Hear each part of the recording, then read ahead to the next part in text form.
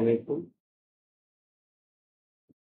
আজকে আমরা ষষ্ঠ শ্রেণীর গণিত বিষয়ে 1.1 এর পরবর্তী যে 4 নম্বর প্রশ্ন আছে এখান থেকে শুরু করে 7 নম্বর এই 4টা প্রশ্নের উত্তর আমরা শিখবো। তো আমরা প্রথমে ওদের নামটা লিখে নিই যে 1.1 সেখানে আমরা শিখতেছি হচ্ছে 4 নম্বরটা। 4 নম্বর বলছে 9 অঙ্কের বৃহত্তম ও ক্ষুদ্রতম সংখ্যা লেখো। তো এটা জানার আগে আমাদের বুঝতে হবে যে বৃহত্তম অঙ্ক এবং ক্ষুদ্রতম অঙ্ক বিষয়টা কি।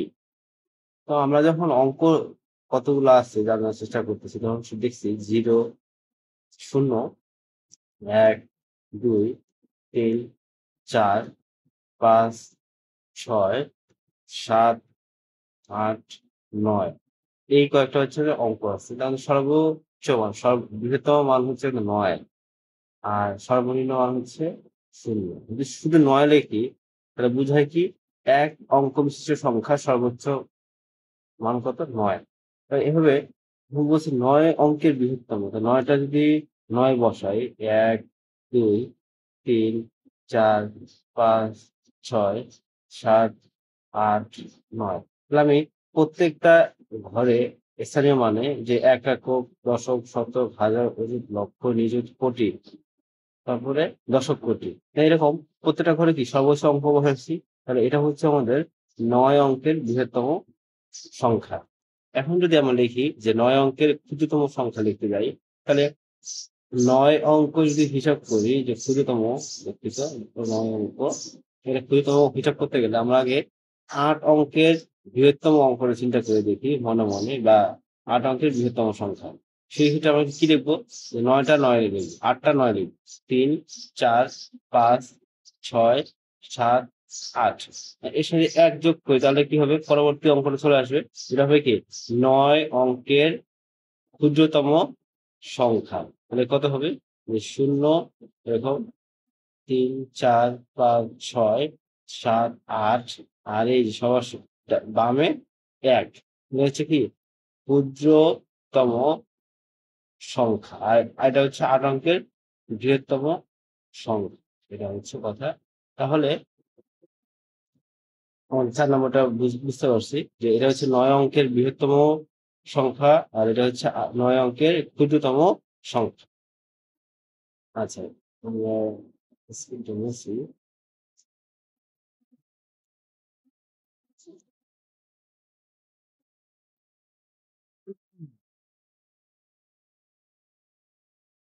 এরপর দেখি যে 5 নং প্রশ্নটা এখানে বলা আছে একই অঙ্ক মাত্র একবার ব্যবহার করে 7 অঙ্কের বৃহত্তম ক্ষুদ্রতম সংখ্যা গঠন করো। তাই এখানে কতগুলো অঙ্ক দেওয়া আছে দেখি, 1, 2, 3, 4, 5, 6, 7, 7টা অঙ্ক দেওয়া আছে। এই অঙ্কগুলো দিয়ে আমরা কি বৃহত্তম অঙ্ক এবং বৃহত্তম সংখ্যা ও ক্ষুদ্রতম সংখ্যা নির্ণয় করব বা গঠন করব। তাহলে আমরা ক নম্বরে আসি। ক নম্বরে কি কি অঙ্ক দেওয়া আছে সেটা আগে আমি চিন্তা করি। তাহলে এখানে প্রথমে দেওয়া আছে হচ্ছে 4, 5, 1, 2, 8, 9 এবং 3। মানে এটাকে আমরা যদি ঊর্ধ্বক্রম সরে সাজাই মানে ছোট থেকে বড়, তাহলে হয় কি সবার আগে হচ্ছে 1, তারপর 2, তারপর 3, 4, এরপর 5 আছে, 6 নাই, 7 নাই, 8 আছে এবং তারপর 9 আছে। তাহলে এখন যদি বৃহত্তম অঙ্ক লিখি তাহলে কি সবার বয়স সবার বামে হওয়া উচিত আর সবার আসলে ডানে ডানে হওয়া উচিত। তাহলে কি হবে বৃহত্তম অঙ্ক হবে। তাহলে আমরা যদি এখন যদি মানের অর্ধক্রমশ সাজাই তাহলে কি হবে 9, 8, 5, 4, 3, 2, 1। তাহলে এটা হচ্ছে কি যে একক, দশক, শতক, হাজার, অযুত, লক্ষ। তাহলে এটা হচ্ছে আমাদের। এখন এটা যদি আমি যেভাবে লিখছিলাম এভাবে একটা সংখ্যা লিখি যে 1, 2, 3, 4, 5, 8, 9 একক, দশক, শতক, হাজার, অযুত, লক্ষ। তাহলে এটা হচ্ছে কি 7 অঙ্কের ক্ষুদ্রতম সংখ্যা। আশা করি বুঝতে পারছি। আচ্ছা, এরপরে অঙ্কটা আমরা দেখি।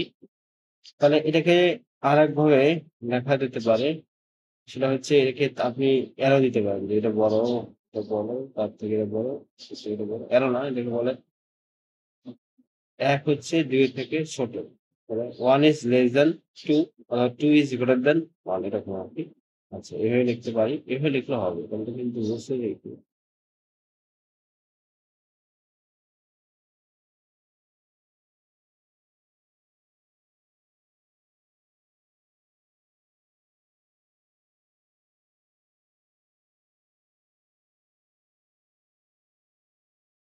এক, দুই, তিন, চার আছে, পাঁচ আছে, আচ্ছা, আবার সময় দিয়ে দিচ্ছি,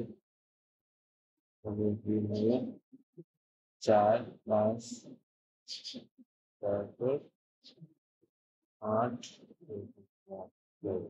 আচ্ছা, এবার তার পরবর্তী কোশ্চেনটা দেখি আমরা। খ নম্বর শেষ। খ নম্বর আছে 4, 0, 5, 3, 9, 8, 7। আচ্ছা, এটা মুছে ফেলি।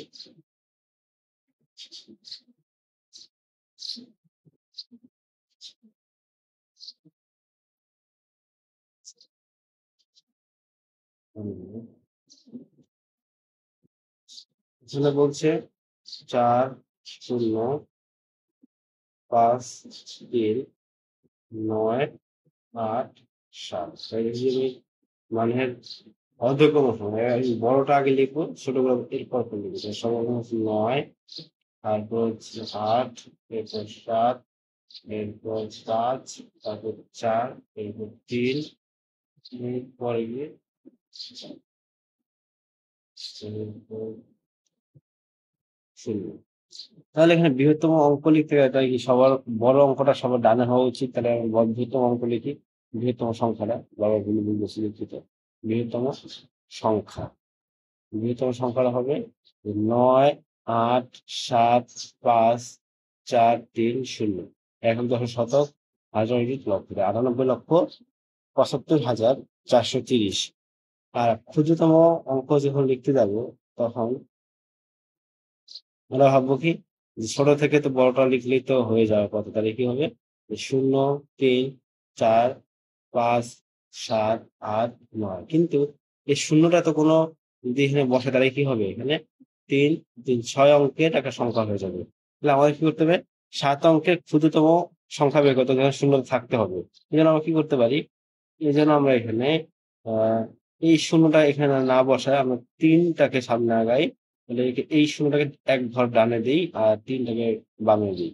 তাহলে কি হবে, ওই যে হাজার, 30,45,789। এখন যদি আপনি বলেন যে না, আমি শূন্যটা এখানে না দিয়ে আমি এখানে দিব, তাহলে কি হইতো, এখানে 3, 4, 5, 7, 8, তারপরে 9, 0, তাহলে কত হইতেছে এখানে 34 লক্ষ, আর এখানে আছে কত, 30 লক্ষ। এই জন্য সবসময় শূন্য যদি থাকে, তাকে আপনারা সবার বামে না রেখে এক ঘর ডানে রাখবেন, তাহলেই হয়ে যাবে ক্ষুদ্রতম সংখ্যা। আশা করি বুঝতে পারছেন। এটা এটা কিন্তু ঠিক নেই, ঠিক হচ্ছে এটা, এটাই কিন্তু bad। আচ্ছা।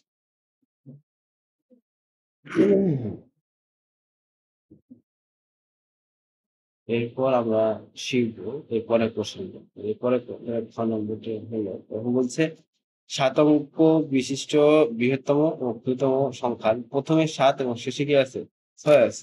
এটা সহজ, আমরা করি। তারা প্রথমে আগে আমরা 7 অঙ্ক বিশিষ্ট বৃহত্তম সংখ্যাটা লিখি। 7 অঙ্ক বিশিষ্ট বিশিষ্ট বৃহত্তম সংখ্যা, বৃহত্তম সংখ্যা। এটা কি হবে, 7 9 হবে, 2, 3, 4, 5, 6, 7। এখানে প্রথমে 7 এবং শেষে 6। তাহলে আমি কি করি, এই 9-এর জায়গায় 9টা মুছে দিয়ে আমি জাস্ট এখানে একটা 7 বসাবো আর শেষে একটা 6 বসাবো। দেখি, 7, এখানে 6, হয়ে গেল কি বৃহত্তম সংখ্যা। তাহলে বাবা বলছে যে 7 অঙ্ক বিশিষ্ট ক্ষুদ্রতম সংখ্যা। সেখানেও তাহলে আমরা কি করি, ক্ষুদ্রতম মানে কি, শূন্য আছে। তাহলে আমরা সচরাচর দেখি যে শূন্য থাকে সর্বোচ্চ। এক, দুই, তিন, চার, পাঁচ, ছয়, এই 7 এর 1 থাকবে। তাহলে এটা কি গুণিতক হয় আর কি। আমাদের যদি শুরুতে 7 ও শেষে 6 থাকতে হবে, তাহলে 1 ও 0 বাদ দেই, দিয়ে এখানে লিখে দেই শুরুতে 7 পরে 6। এটা হয়ে গেল 14তম সংখ্যা। তাহলে আশা করি 6 নাম্বারটা বুঝতে পারছেন আপনারা। এরপর আমরা 7 নাম্বারটা করবো।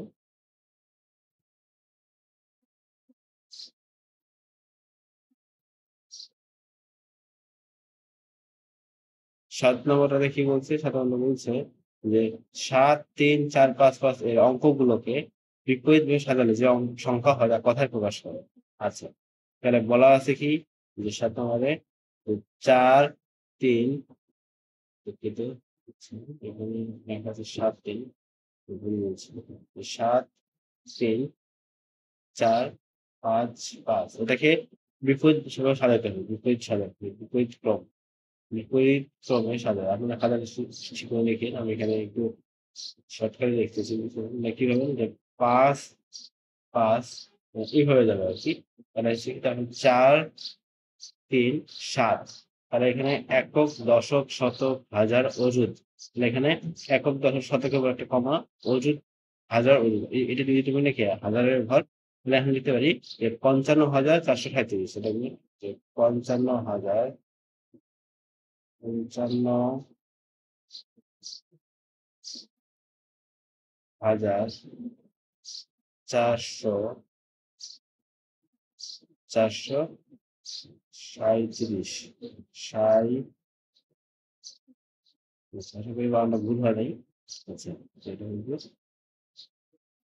তাহলে আজকে ভিডিওটা এই পর্যন্তই। আমাদের 1.1 শেষ। আমরা এরপরের ভিডিওতে আমরা 1.2 এর প্রাথমিক আলোচনা নিয়ে আসবো। এরপর 1.2 এর সমাধান করার চেষ্টা করবো ইনশাল্লাহ। আজকের মতো আল্লাহ হাফেজ।